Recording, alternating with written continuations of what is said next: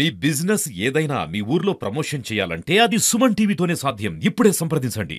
నమస్తే, welcome to Suman TV. నేను శంకర్. పంచాయతీ ఎన్నికలలో చాలా ఊపందుకుందని చెప్పుకోవచ్చు. స్థానిక సంస్థల ఎన్నికలలో భాగంగానే ఈ రోజు నల్గొండ జిల్లా సాలిగౌరవం మండలం ఒక చరిత్ర సృష్టించిందని చెప్పొచ్చు.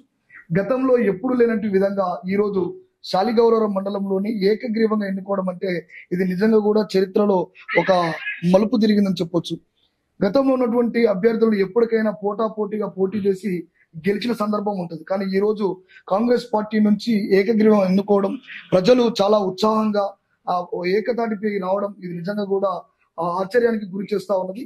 దీనికి సంబంధించినటువంటి క్యాండిడేట్ కాంగ్రెస్ పార్టీ నుంచి గుజులాల శేఖర్ బాబు గారు మనతోటే ఉన్నారు. ఒక్కసారి వారి మాటలు అడిగి తెలుసుకునే ప్రయత్నం చేద్దాం. అట ఎలా ఏకగ్రీవంగా ఎన్నుకున్నారని చెప్పేసి తన మాటలు అడుగుదాం. అన్న నమస్తే. అన్న నమస్కారం. అసలు ఏంటి ప్రజలు నిన్ను ఏకగ్రీవం ఎన్నుకోవడానికి గల కారణం ఏంటి? సాలిగౌరవం గ్రామ పంచాయతీ చరిత్రలో మొట్టమొదటిసారిగా సాలిగౌరవం గ్రామ పంచాయతీ సర్పంచ్ గా నేను ఏకగ్రీవంగా ఎన్నుకున్నా.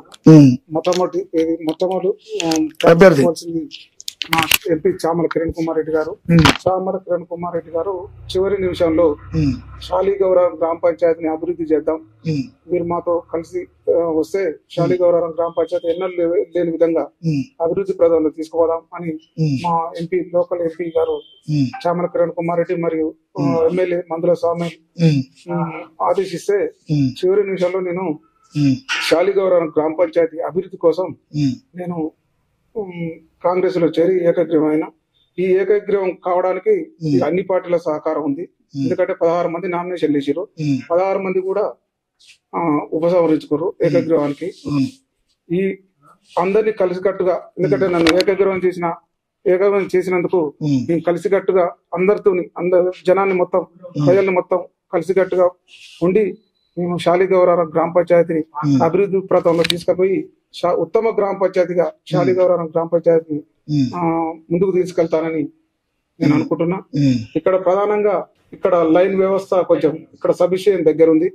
కొంచెం కరెంటు మొత్తం ఇటు అటు మొత్తం ఇక్కడ నుంచే మొత్తం అన్ని మండలాలకు వెళ్ళాలి. మొట్టమొదటిసారిగా పోల్స్ హైటెన్షన్ పెద్ద పోల్ వేసి ఫస్ట్ ఊరు బయట దాకా ఈ మధ్యలో కరెంట్ లేకుండా చేయాలనేది మా ఆశయం. అదేవిధంగా డ్రైనేజ్ వ్యవస్థ లేదు ఇది మెయిన్ రోడ్డుకు, ఆ డ్రైనేజ్ వ్యవస్థ చేస్తాం. అదేవిధంగా రోడ్లు అస్తవ్యస్తంగా ఉన్నాయి. సాలిగౌరవం గ్రామ పంచాయతీలో మేజర్ గ్రామ పంచాయతీ ఇది, వండల హెడ్ క్వార్టర్. రోడ్లు బాగలేవు.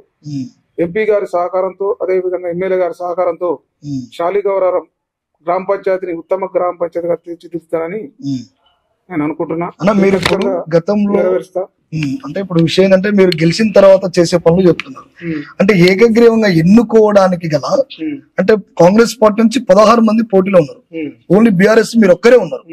అట్లాంటిది అంటే ఇక్కడ ఉన్నటువంటి ఎంపీ గారు కావచ్చు లేదా ఎమ్మెల్యే గారు కానీ ప్రోత్సాహం కానీ ఏమైనా బలవంతమైన ఉన్నదా? బలవంతం ఏం లేదు, ఇలా అలా ప్రోత్సాహమే.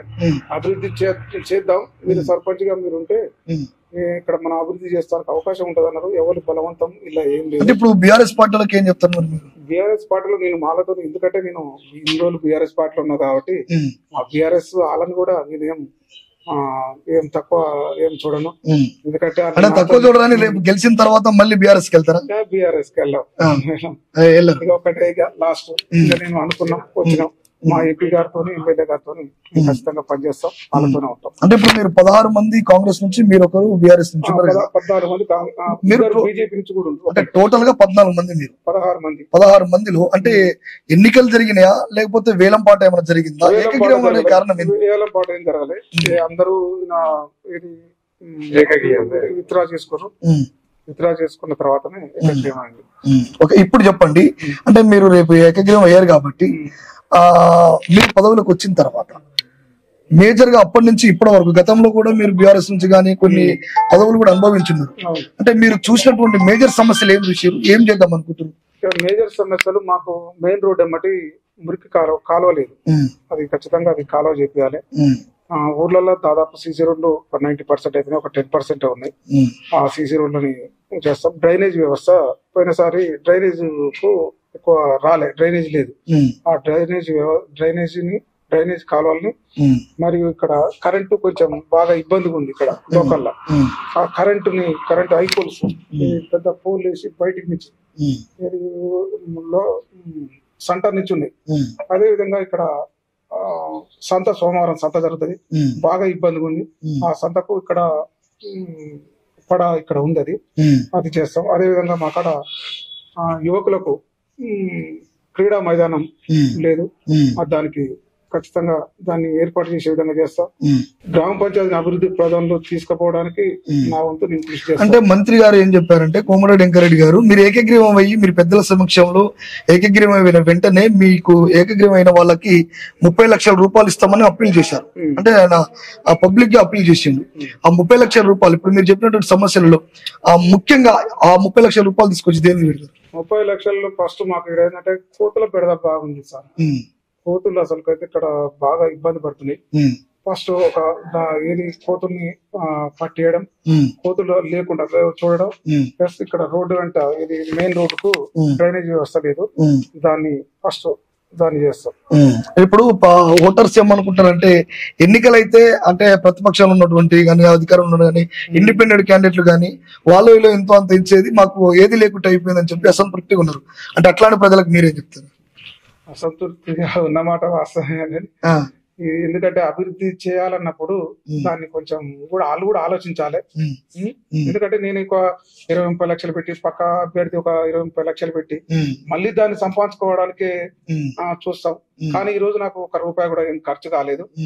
నేను నా డబ్బుల్ని కూడా, నేను పెడదాం అనుకున్న డబ్బులు కూడా ప్రజల కోసమే చేస్తా, ప్రజల కోసమే దాన్ని పనిచేస్తాను నేను కోరుకుంటున్నాను. ఓకే, ఫైనల్ గా చెప్పండి అన్న, ఇప్పుడు ఓటర్స్ కి ఏం చెప్తారు? శాలిగౌరవం గ్రామ పంచాయతీ ఓటర్స్ అందరికి ధన్యవాదాలు తెలుపుకుంటున్నా.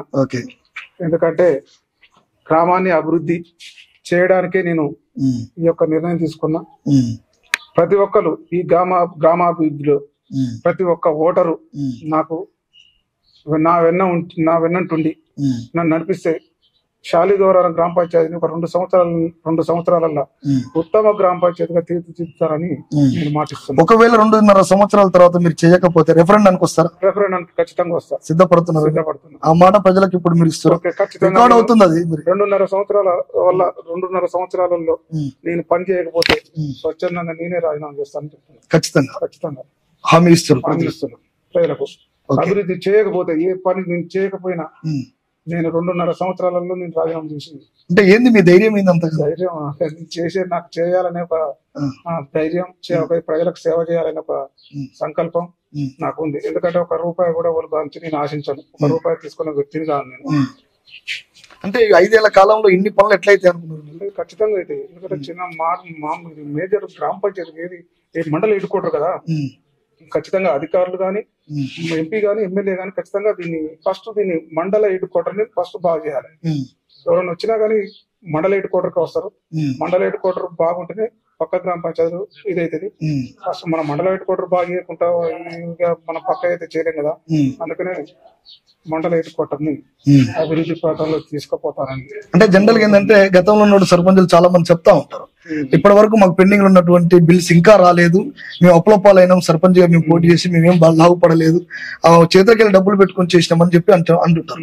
కానీ మీరేమో ఖచ్చితంగా మేము తీసుకొస్తాం, పనులు చేస్తామని చెప్పి మీరు అంటున్నారు. అంటే అట్లాంటి వాళ్ళకి